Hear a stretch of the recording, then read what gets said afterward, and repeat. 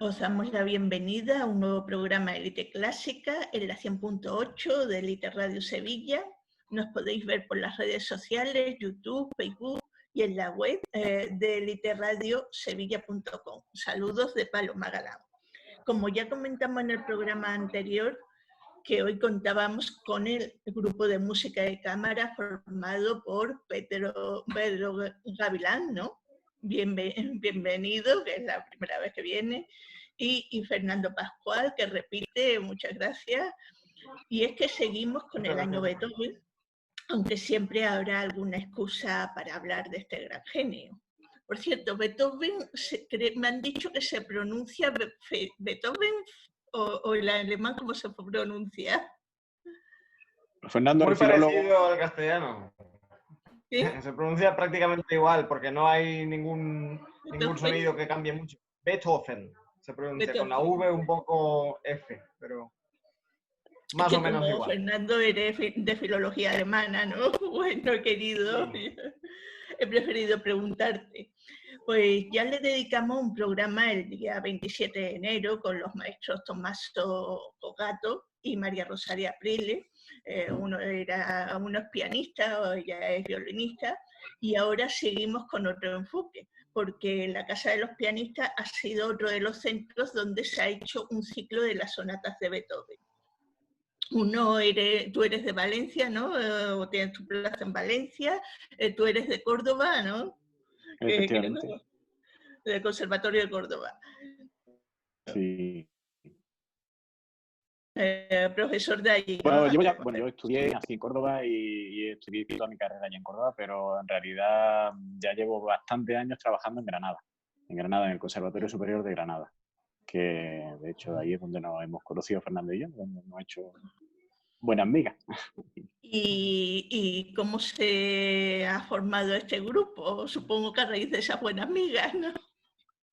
Bueno, pues sí, evidentemente siempre las ganas de hacer música es lo que nos mueve a los músicos, y cuando encuentras un caldo de cultivo interesante como se daba en esta ocasión con Fernando, pues bueno, lo propusimos. Yo era una idea que tenía en mente hace mucho tiempo porque llevo trabajando ese repertorio muchísimo tiempo, igual que él, y de hecho cada uno individualmente hemos tocado algunas de esas sonatas. La hemos tocado con otro músico, yo en mi caso con otro violinista, él en su caso con otro pianista, y prácticamente todas las sonatas, bueno, ya de una forma u otra las habíamos conocido un poco. Cierto es que no todas las habíamos tocado en público, por lo menos en mi caso, y suponía un poco el reto de enfrentarse a una maratón musical como es una obra tan grande como son las 10, porque son 10 sonatas de violín y piano de Beethoven. Y bueno, aprovechamos la coyuntura, primero que trabajábamos juntos, nosotros trabajamos en el mismo centro, Fernando y yo, a pesar de...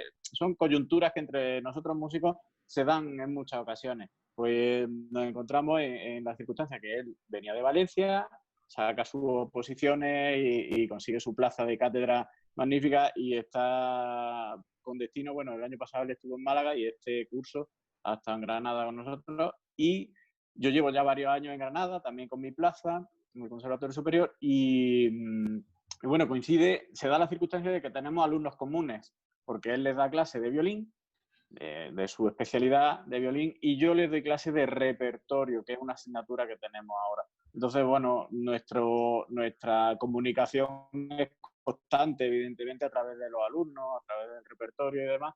Y como nos hemos llevado muy bien y así muy fluida esa comunicación, pues yo sabía que él tocaba muy bien y le propuse, oye, vamos a hacer este proyecto, ¿te parece? Y él, que le encanta cualquier tipo de actividad musical, lo acogió encantado y bueno, pues ahí surgió la idea, claro que sí, claro que sí.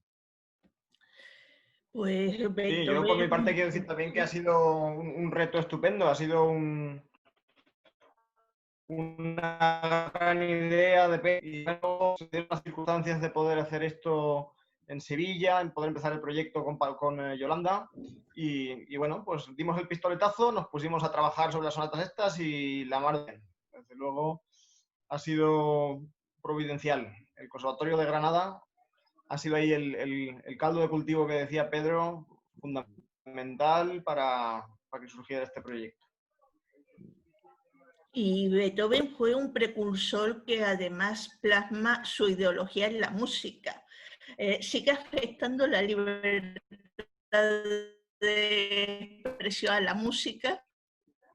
Bueno, claro, Beethoven, en el momento en que vivió, Europa estaba pasando por grandes turbulencias, ¿no? Son las guerras napoleónicas, los primeros estados nacionales que se unifican, etcétera. Y claro, la ideología de Beethoven, además de una ideología musical, tiene un componente político muy fuerte, que muchas veces se percibe en su música.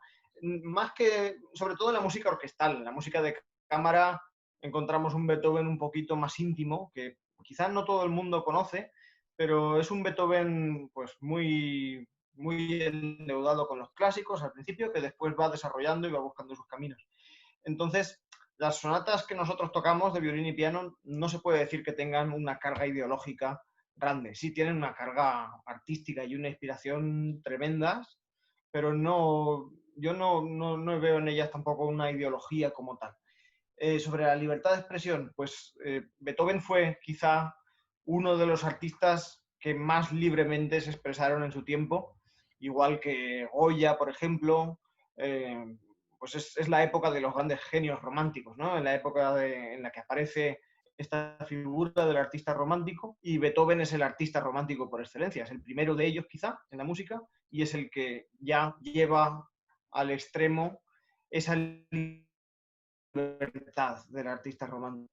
Actualmente, claro, en la música la libertad de expresión es infinita porque los mensajes no son objetivos, son totalmente subjetivos, dependen de la impresión que suscite esa música en el que la está escuchando, ¿no? Entonces, prácticamente nosotros no tendríamos problemas por libertad de expresión, porque intentamos expresarnos lo más libremente posible y encima, claro, somos instrumentistas, o sea que nuestra música no lleva texto, ¿no? no cantamos. Claro. De instrumento, claro, el violín y el piano no llevan textos poéticos asociados a la música. ¿Cuál es Entonces, vuestro enfoque?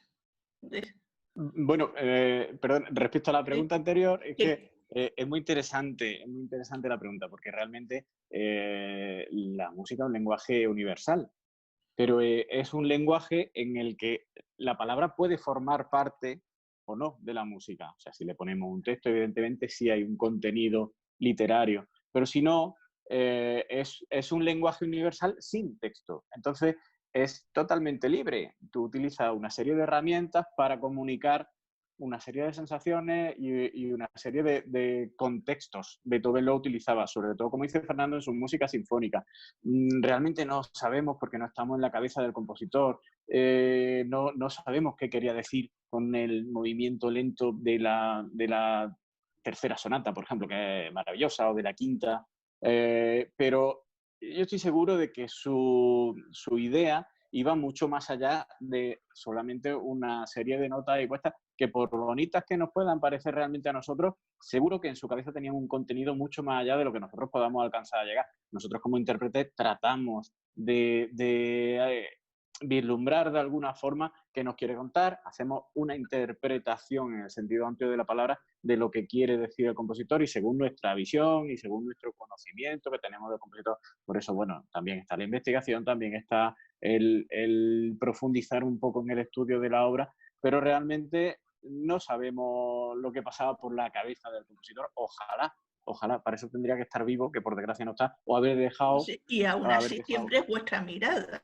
¿no? Porque Exacto, en eso destaca un intérprete, ¿no? En poner su personalidad también. Y gracias a Dios que existe, porque si no, solo habría una interpretación válida. Hay muchísimas que pueden ser válidas, que pueden emocionar, que pueden valer y están justificadas. Para mí están justificadas. Si escuchamos la cantidad de grabaciones que hay de grandes maestros que han tocado esta música, pues podemos ver que todas son muy distintas y todas son perfectamente válidas y argumentadas con mucho peso.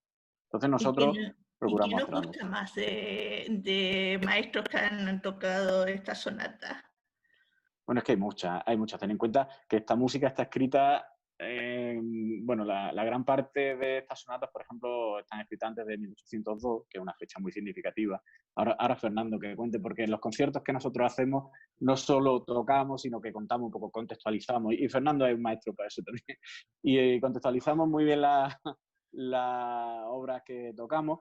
Y bueno, pues esa fecha, ten en cuenta que están escritas en 1802. Desde entonces, a día de hoy, han pasado bastante años. Y bueno, celebramos el 250 aniversario del nacimiento, pero estas pues, son hace 220 años, ¿no? A partir de que se hicieron, hubo muchas interpretaciones muy grandes, muchos registros en discos de grandísimos intérpretes que además estaban mucho más cerca del compositor, a través de alumnos del compositor, alumnos de alumnos del compositor, que tenían una fuente muy directa y mucha información que nosotros, bueno, pues ya lo que comentaba antes, vislumbramos un poco, pero no la sabemos tan a ciencia cierta. Entonces, bueno, hay versiones que son antológicas de las sonatas de Beethoven. Hay algunas, por ejemplo, como la de David Oistrakh, que es un violinista famosísimo, con Lev Oborin, que era el pianista que solía grabar con él, que para mí esa es una de las más sólidas. Luego Fernando es muy fan de una violinista actual y un pianista, ahora el que hable de ellos, porque sé que y son fantásticas. Todas las versiones que se suelen grabar están hechas para un estudio muy concienzudo y muy bien analizado. No todas, por desgracia, hay algunas en las que uno no está tan de acuerdo con esas versiones por circunstancias, bueno, porque ya tienes tu propio argumento montado y demás, pero yo, por ejemplo, esa en concreto me encanta, la que te comento de Lev Oborin y Oistrakh. Yo estoy de acuerdo con Pedro, esa es una grandísima versión y además es una versión que seguramente todos los que hayamos pasado por estas sonatas nos habremos cruzado con ella, la habremos escuchado hasta la saciedad, habremos intentado sacar los entresijos de estos grandes intérpretes, ¿no? Intérpretes legendarios del siglo XX. A mí, como dice Pedro, hay una versión un poco más actual que me gusta mucho. Además, me fascina mucho la perfección, también desde el punto de vista de acción de esta versión. Que, bueno, los intérpretes son Isabel Faust al violín y Alexander Melnikov al piano. Luego, yo si pudiera destacar dos versiones más, una es la de Anne-Sophie Mutter con Lambert Orkis, si no estoy mal, sí. Que también es una versión de referencia. Bueno, sobre todo ella es una grandísima violinista, pero creo que ahí está muy bien, acompañada no es la palabra, está muy bien coprotagonizada, digamos, por Lambert Orkis. Y luego, bueno, hay otra versión mítica, también va un poco con gustos, esta es un poco más acaramelada, que es la de Arthur Grignot y Clara Haskell, que son otros dos musicazos de estos en fin, dos gigantes más del siglo XX. Y bueno, todas ellas aportan grandes cosas. Yo no sería capaz de decir cuál es mejor que otra, porque todas ellas son muy inspiradoras, todas ellas tienen pues enfoques diferentes, pero en todo caso muy bien. Estamos hablando de intérpretes gigantescos. Beethoven le suele hablar a la humanidad, eso por la novena de Beethoven, ¿no? El himno de la alegría, que ahora se ha vuelto a grabar.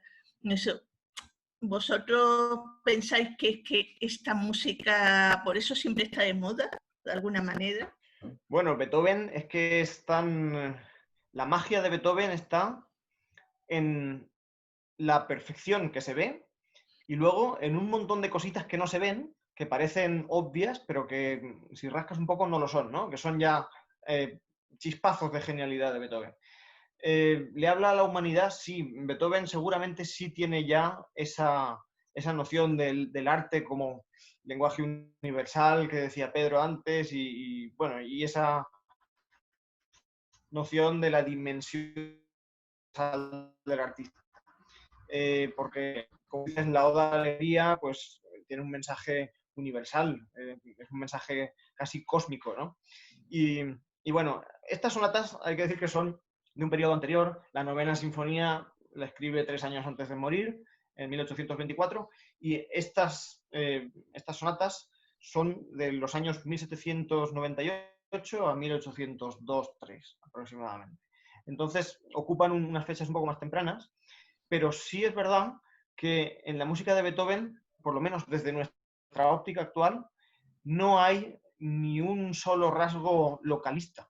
O sea, no hay nada que las identifique como música vienesa o alemana o francesa o italiana. No, es una música que realmente se abre a un estilo que podríamos llamar europeo, ¿no? O un estilo internacional de su momento, y que hoy en día, pues por las razones que sean, causa mucho placer en los oyentes. Es una música redonda, una música muy acabada, llena de contrastes, llena pues de juegos muy interesantes, diálogos entre los dos instrumentos, y bueno, que quizá por eso nunca pase de moda. Quizá como decía Calvino, ¿no? Los clásicos son aquellos autores o aquellas obras que siempre tienen algo que decir. Pues estas obras siempre van a tener algo que decir. Siempre a nuestros hijos y a nuestros nietos y así sucesivamente les van a sugerir cosas nuevas. Entonces, por eso, claro, son obras clásicas que siempre van a estar de moda.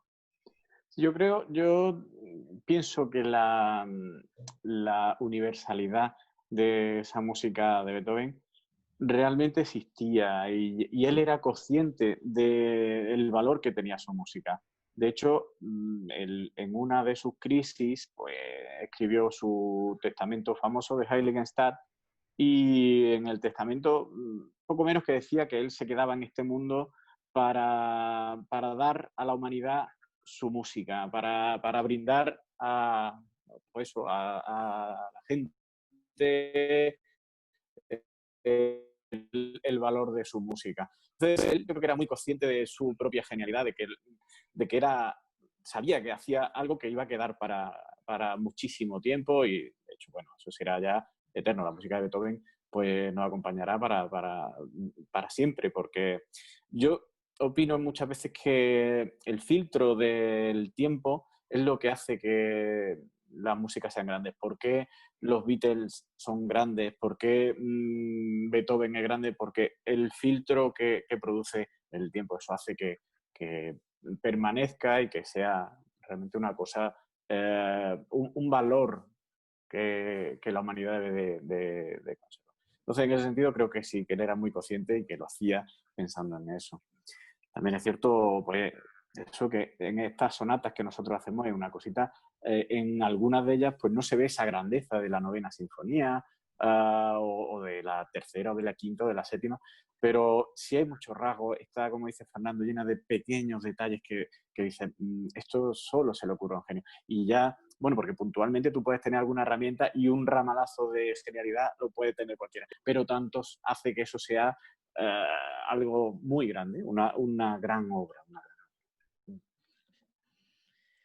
Hay muchas películas relacionadas con Beethoven y también que han puesto la banda sonora de Beethoven, ¿no? Porque, por ejemplo, la quinta de Beethoven la utilizaba mucho Hitchcock, ¿no? ¿Os ha llamado alguna película la atención sobre Beethoven?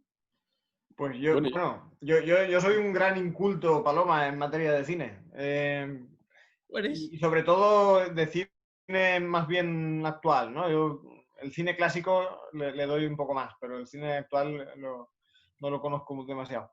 Pero sí hay una película que me impactó muchísimo en su momento y que me sigue gustando. Hace tiempo que no la veo, pero creo que es una película también que roza la perfección, no, que va más allá de la perfección, que es La Naranja Mecánica, de Kubrick.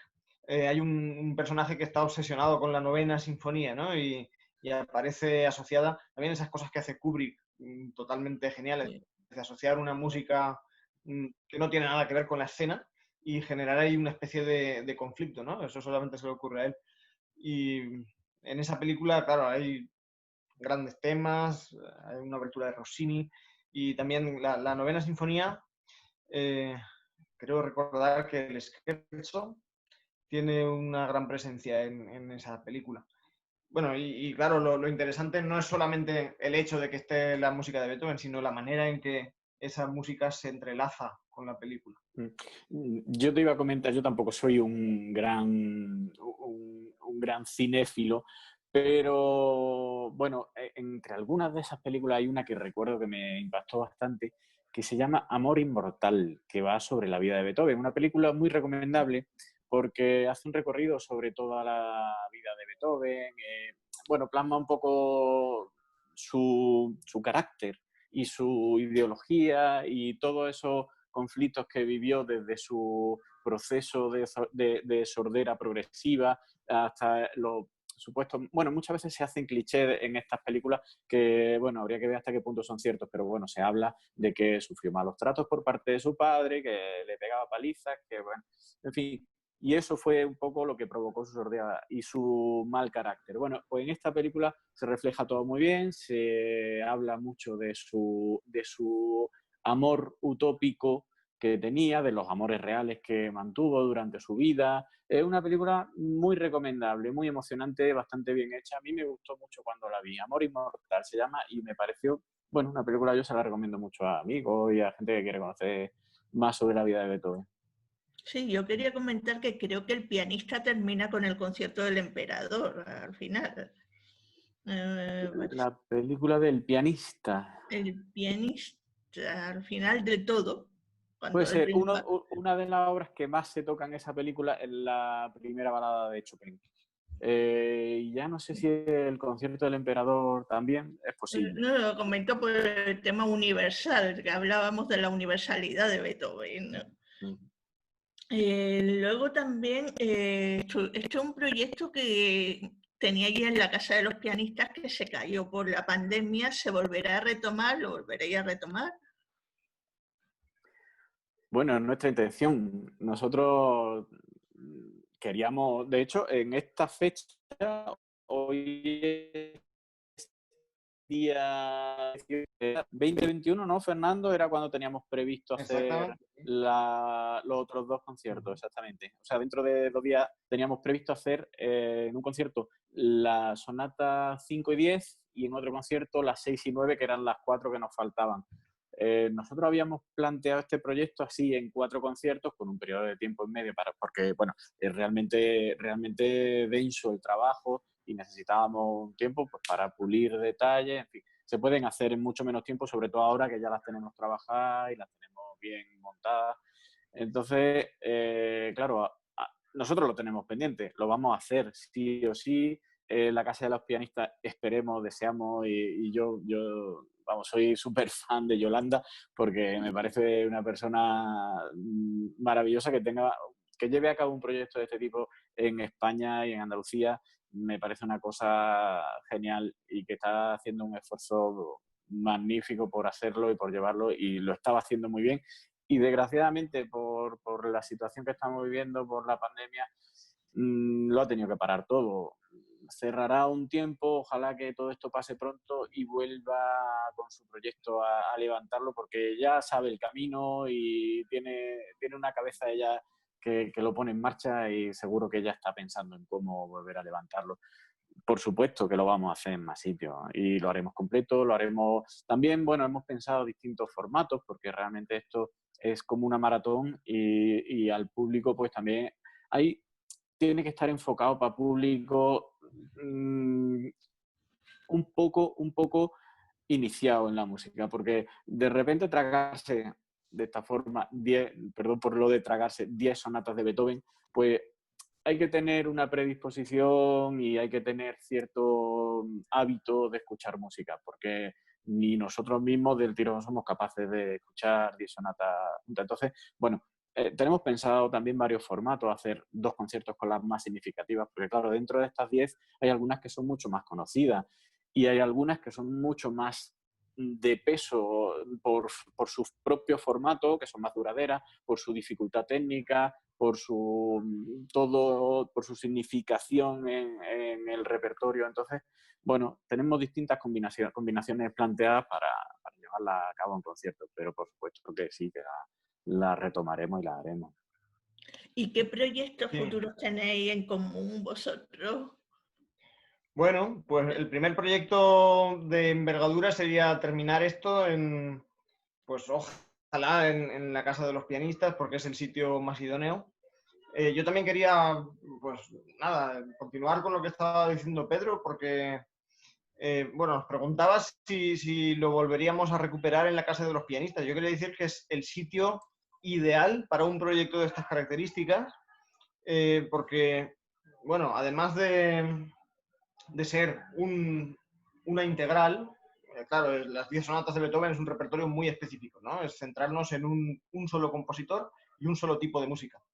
Entonces, lo que requiere también es quizá cierta explicación, ¿no? O sea, que el concierto no sea solamente tocar, tocar y tocar, sino también ofrecer algún tipo de información complementaria al público para, de alguna manera, ofrecerle una panorámica, ¿no? Explicar por qué hacemos eso, cuál es un poco el sentido de hacer las sonatas en un orden casi cronológico.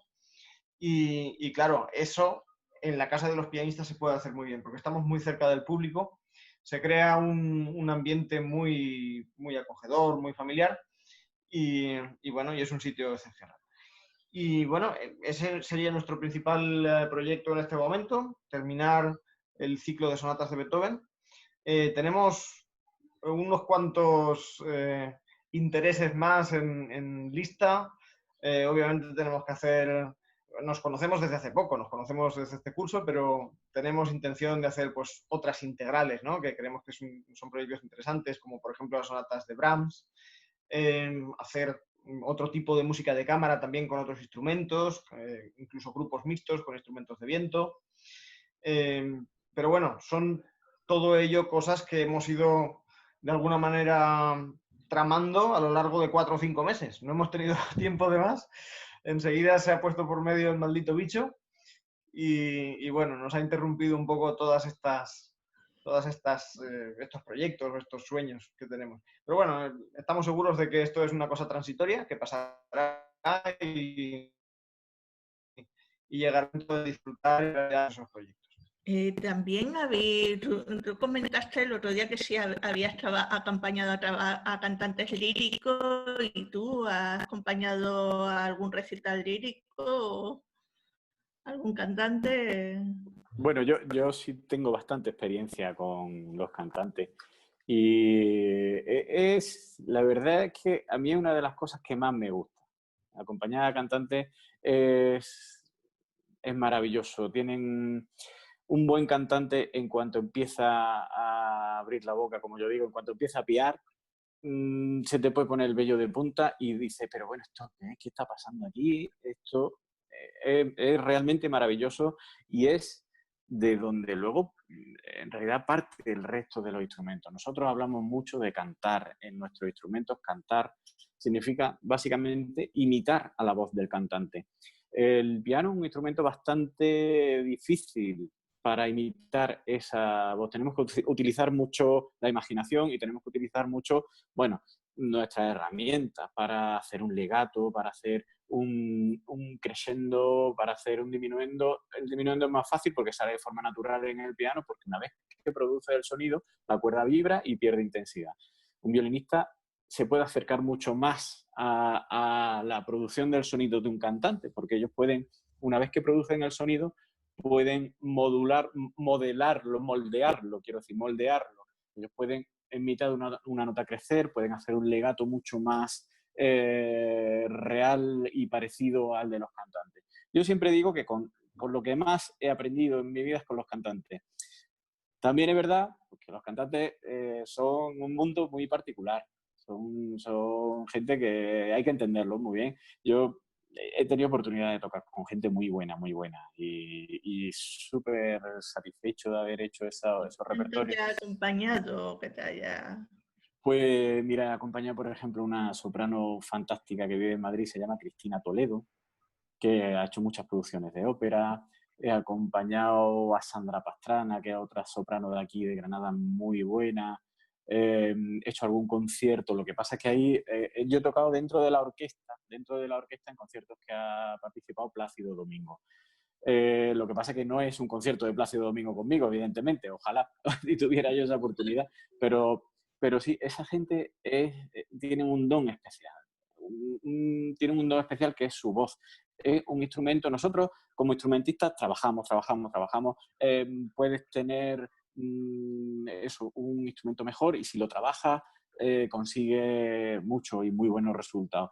Pero un cantante, si no parte de una base que es su instrumento propio, que está dentro de su garganta. Yo, por ejemplo, tengo una pena muy grande, que es que no canto bien. Yo no canto bien porque mi voz no es bonita. Quizá, bueno, todo se puede trabajar, todo se puede de alguna forma pulir, pero yo no tengo una voz bonita a la hora de cantar. Tengo una voz grave y, bueno, yo siempre digo que hay algo que falla, porque yo lo pienso muy bonito, pero no sale tan bonito.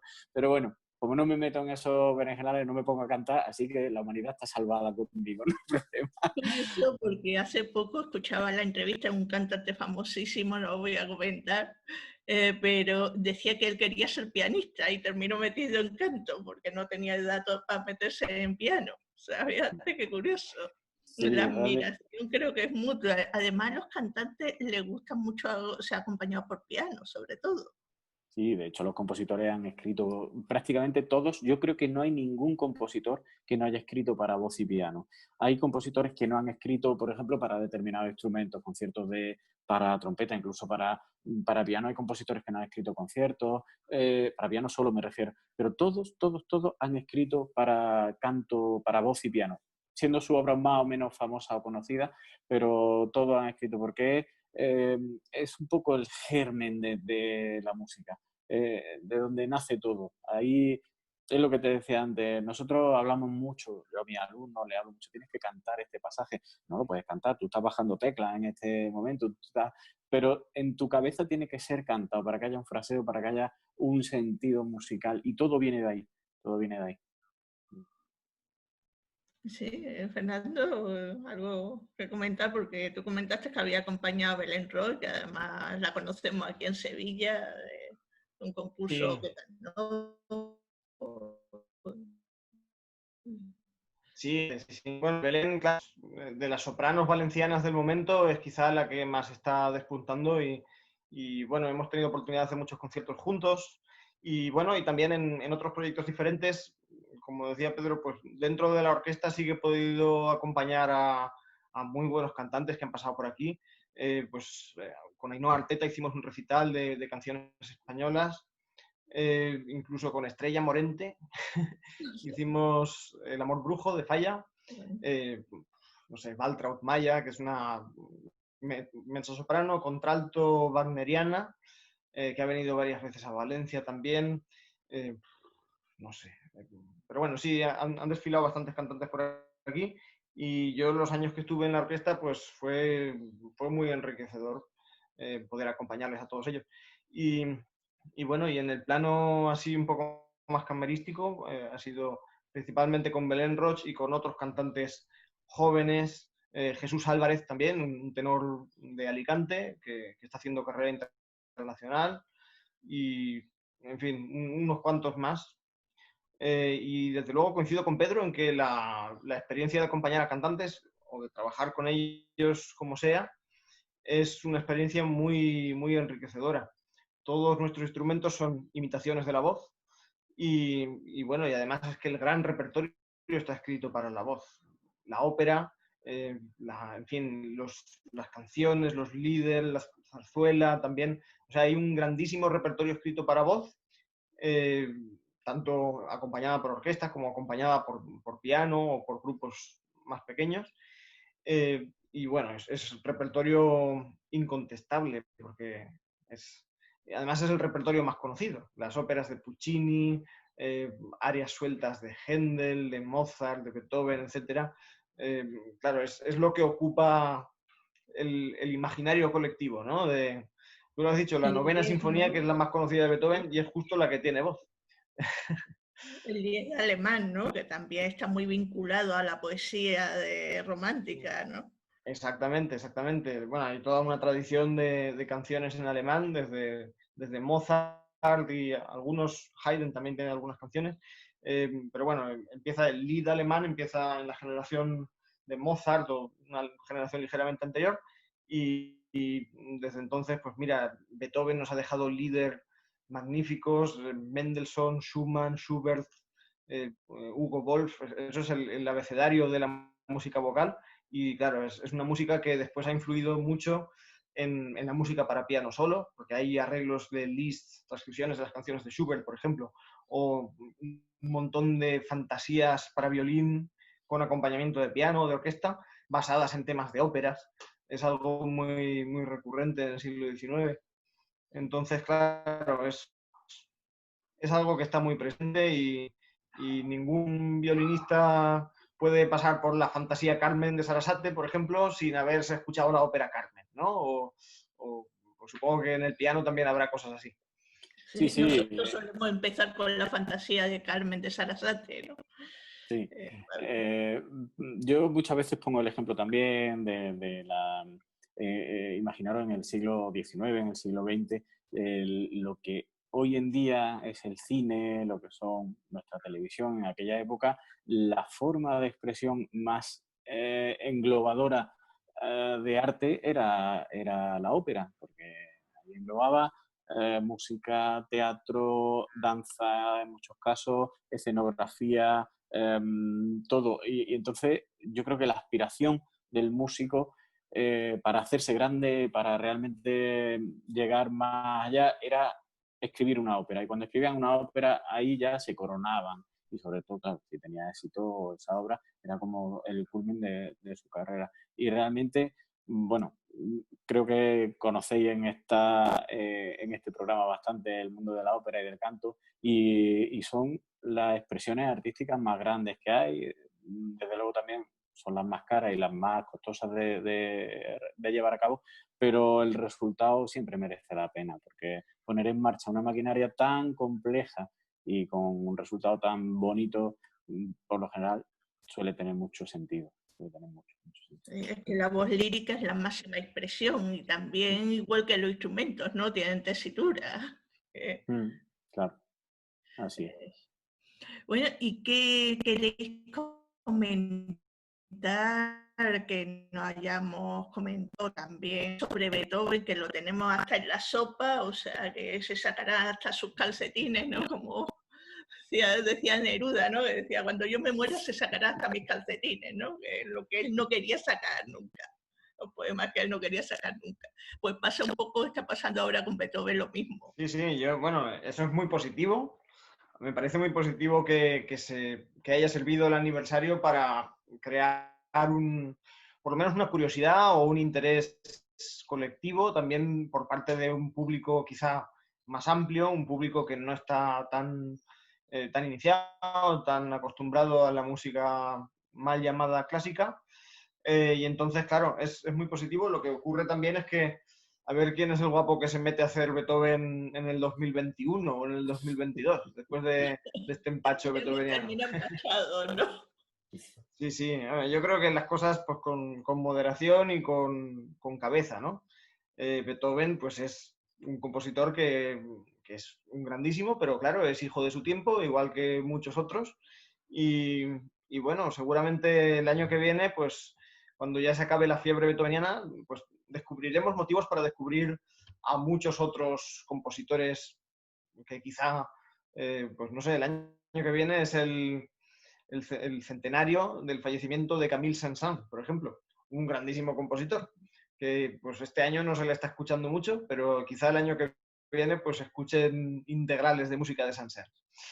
Y bueno, todo esto son anécdotas, lo de los centenarios y los aniversarios, pero por lo menos yo creo que sirven para acercar, ¿no?, la figura del compositor y su música a un público grande. Y que en el caso de Beethoven son cosas inexcusables. Es que no puede pasar un aniversario de Beethoven sin que se festeje por todo lo alto, porque, claro, su legado es patrimonio de todos nosotros.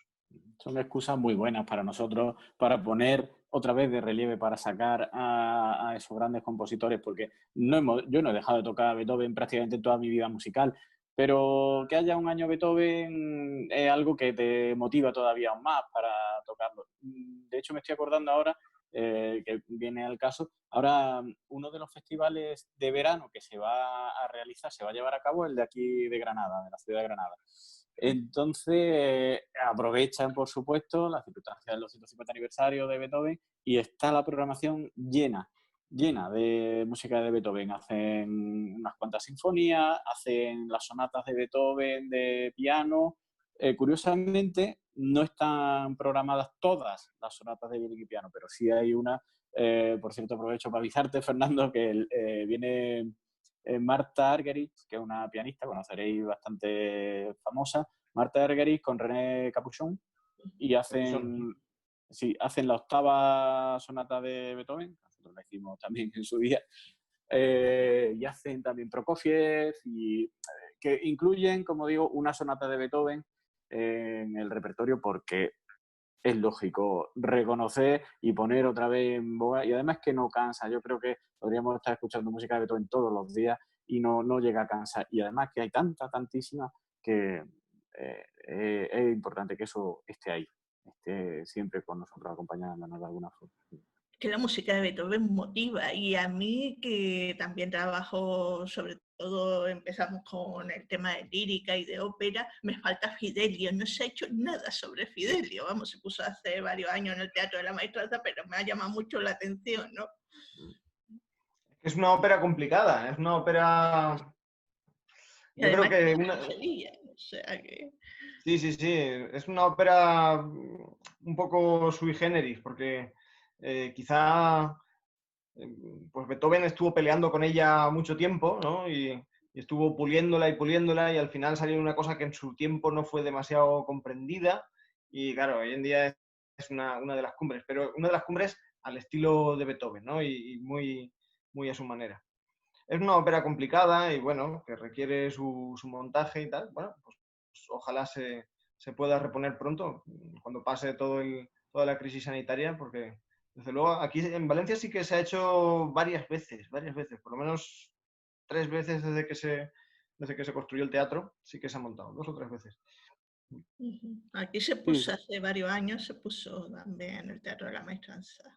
Claro, es que pasa un poco eso. Un montaje de una ópera es costoso para las productoras que lo realizan, entonces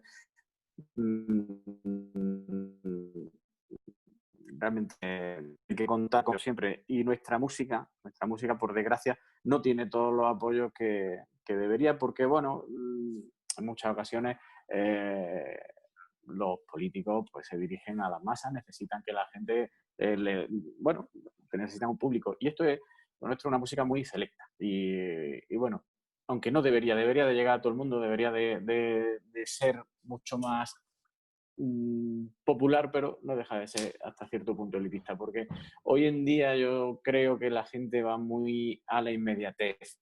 Esta música necesita una reflexión, necesita una escucha un poco más reflexionada. No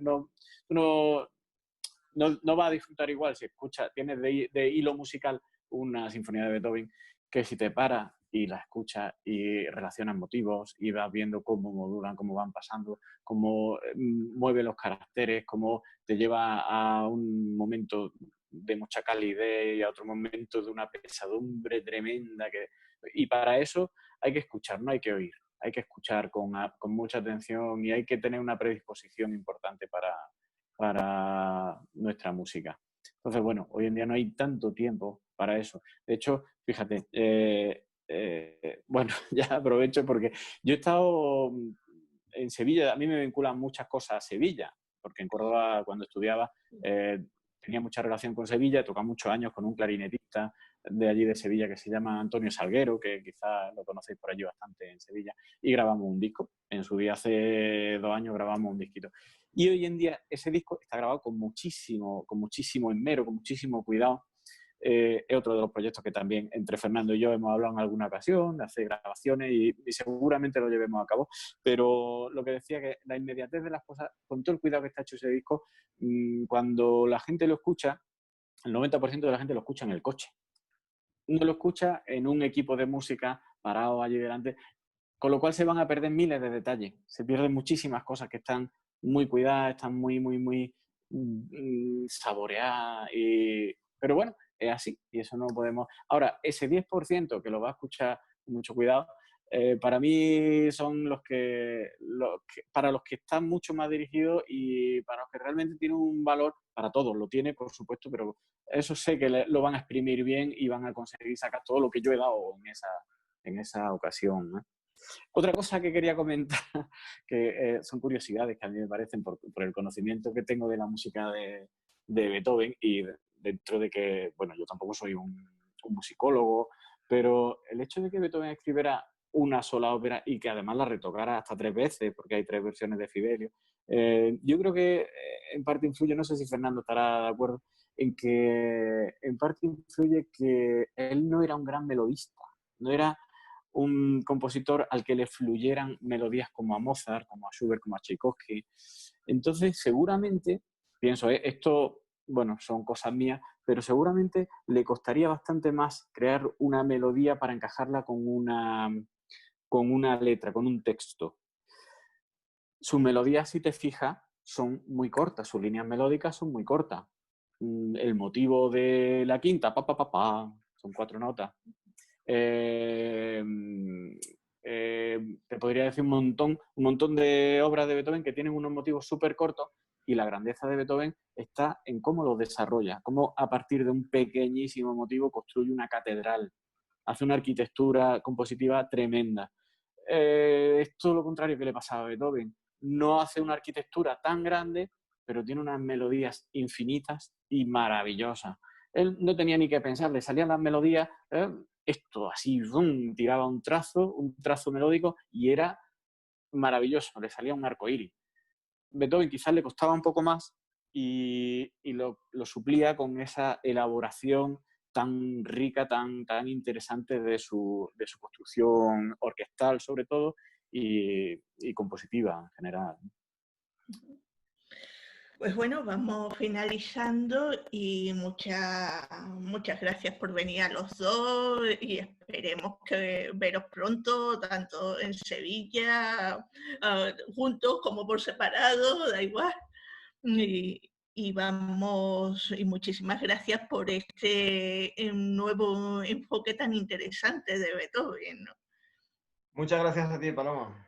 Sí, gracias a vosotros por invitarnos a esta entrevista que ha sido muy, muy entretenida para nosotros. De llevar la música a la cotidianidad, ¿no? Claro.